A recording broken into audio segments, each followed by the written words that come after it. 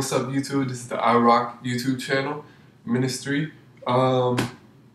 Before we get started on this video, I want to ask y'all that the ones that have not seen the video, my first video, go back. It's actually called theIROCC, the beginning. Check that out and then come back to this video. Just got out of church today. Let's see, it's been a couple hours. But today at church, at my youth group, they actually did a thing called Verve Unplugged, where the leaders, about 6 or 7 of them, came up and, shared their testimony and their life story about, how God has came into their life, or where they were and now where they are, and the struggles they've been through and are now going through. So, I thought it would be good if I just gave my testimony and let y'all know a little bit about myself and my background, since I'm going to be on YouTube for a little while. So first off, I just want to say it all started when I was about 3 years old. My parents divorced. I didn't really know much. I was so little and so, so fragile. I never knew. I was just pulled in different directions. Go see your dad this weekend, come back, not see your mom for days, wondering where she was. She was, my mom's actually a nurse, and she was actually, well, around the time that my parents divorced, my mom was actually teaching at North Garland. She was a Spanish teacher. And then around that time, she became a nurse, and she had a good friend that she made while she was teaching, and her name was Lucine, and she was pretty much like my second mom around that time when my mom was struggling through the divorce and everything that was going on. It was just me and her, and I remember just weeks without seeing my mom, and it's questions that I didn't know what was going on, and questions I didn't know how to ask, and I was so little. So things, that I just figured out when I was a teenager. She was working 2 jobs. She was working late nights, and I would go. She would drop me off at her friend's house, and she would just take care of me until my mom came back from work. So it was a really tough time, and around that time I didn't really see my dad that much. Never really got phone calls from him, or my birthday rolled around, he never came and spent time with me or sent me a letter or called me or anything. So around that time I didn't really know what was going on. I was being lied to from my father.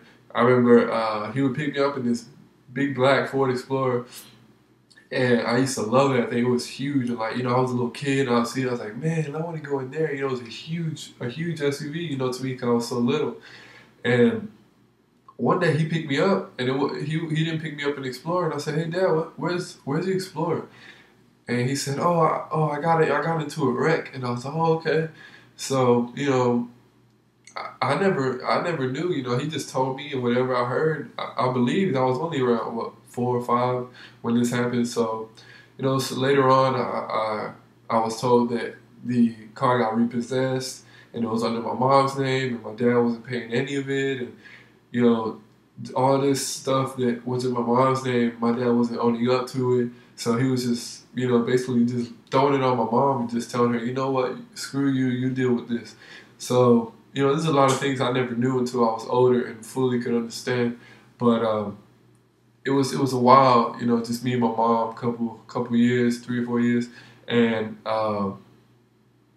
it's just it was so hard. And I now, just me now looking back on it, I can't even imagine what my mom went through.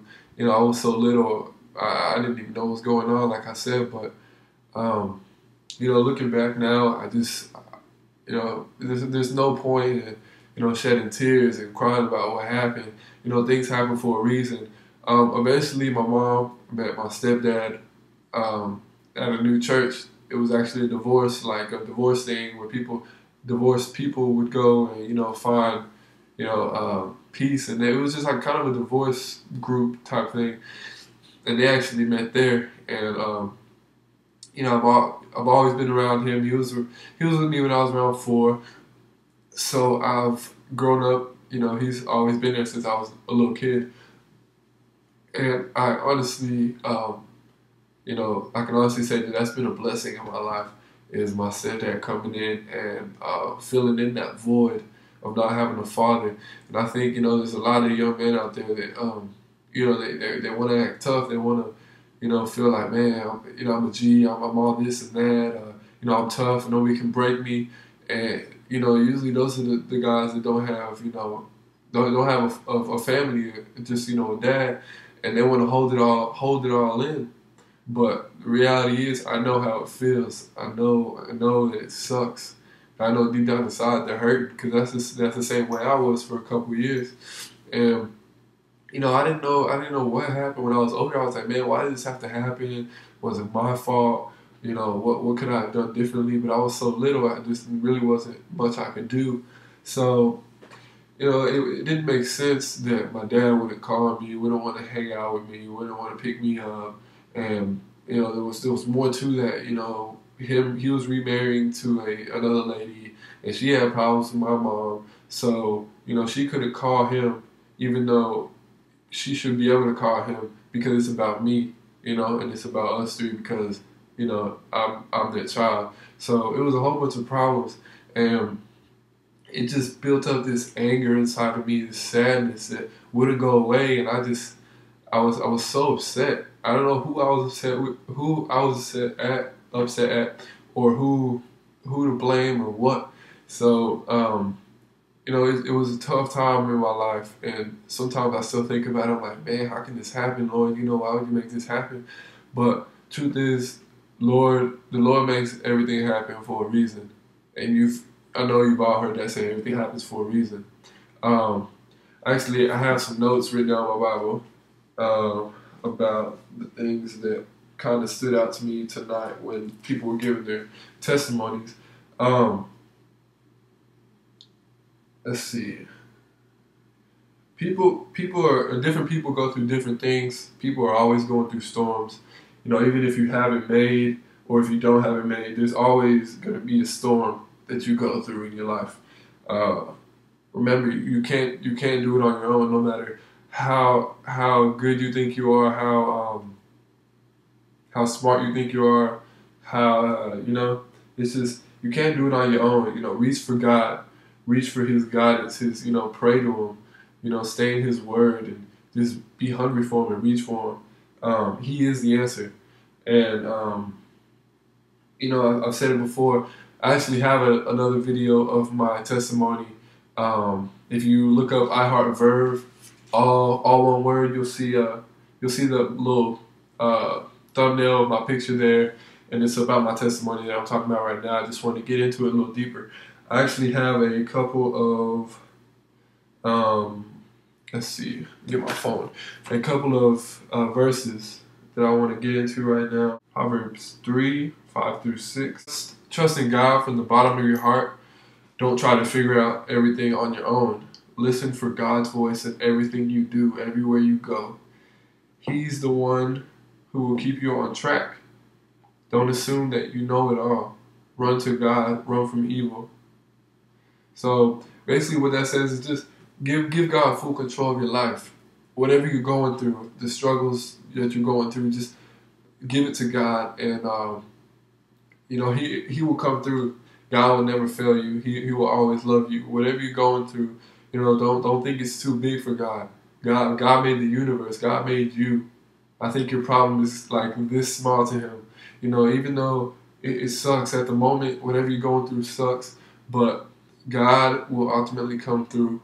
And if you have faith and you pray, and you actually pray thinking that God can actually do something, He will. Just give Him time, and just sometimes we expect. It's not that we expect. We talk a lot. We pray to God. We pray to God. We pray to God, but we don't stop and listen, and we don't hear His voice.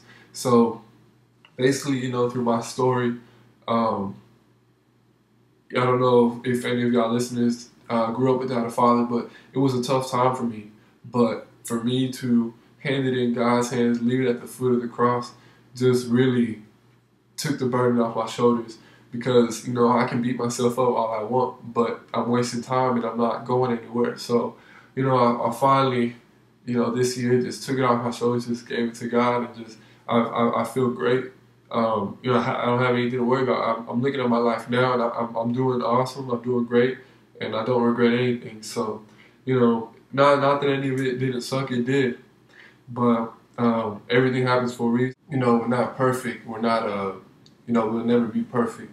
You know, God said ever since the beginning of time, we've been born with sin in our lives. And, you know, that's just the way it is. You know, I've done things in my life that I'm not proud of. And, you know, this summer, this year has just been life-changing for me. And I honestly do not feel like the same person I was back when school started. And I kind of want that to, you know, just build up and go over into this new year and hang out with new people. You know, it's going to be tough because people are going to look at me like, man, you're so different. Like, what happened? Some people are going to like me, some people are not going to like me. And, you know, that's their problem. But, you know, for me, the most important thing for me is my relationship with God. And everything else will fall in place. Yeah, that's my testimony to you guys.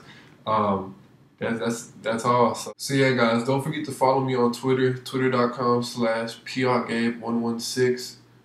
If you want to talk about anything that might have made you think or touched you in this video, you can message me on my Twitter, or you can message me on the YouTube account. I prefer to message me on my Twitter. I'm usually on that more than the YouTube.